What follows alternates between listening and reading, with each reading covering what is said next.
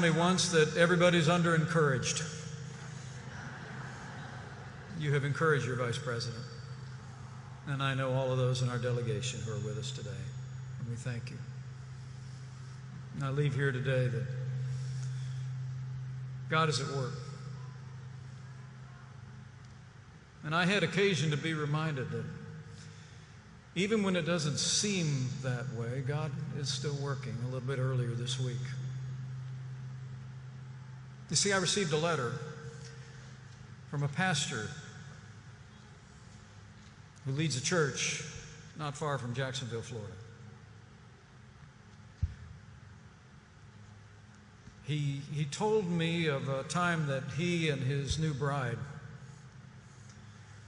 were attending Asbury Seminary in Wilmore, Kentucky in 1977. It was a place where they held in the spring every year a Christian music festival. They'd present the gospel with preachers. They'd present what was then the early versions of contemporary Christian music. Have young people attend from all over the Midwest. But he wrote to me that in 1977 they had decided at the seminary to just continue the event. But he and his new bride felt called to do the work.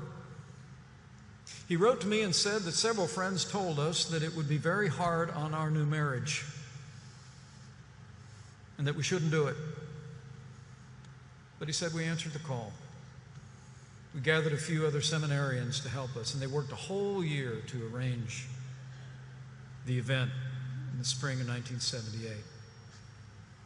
And then he said, then the night came, the culminating evening on Saturday night, where he and his new bride were walking through the camp area. It was raining, and they were disappointed. They thought it all had been for naught. And then he said, and that's because I didn't know that that night a future vice president of the United States of America would be giving his life to Jesus Christ.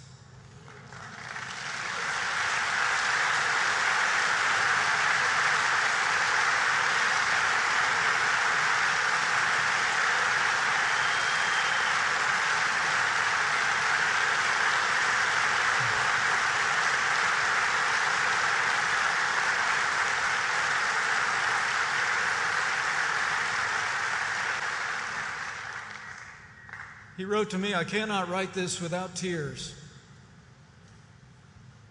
And I could not read it without tears.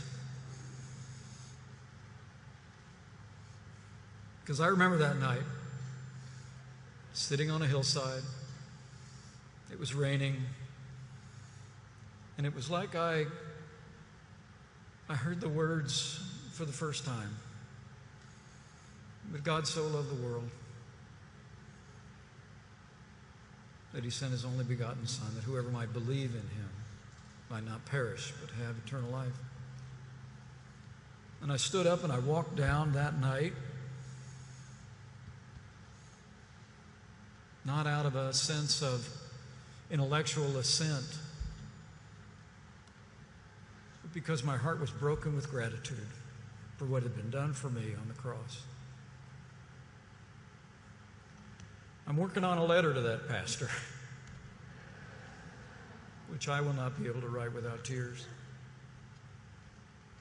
And I'm simply going to say to him and his wife, now I know who else to thank for that night so many years ago. The lesson in his letter was even when things don't seem like they're going the way we expected, they're going the way he expected.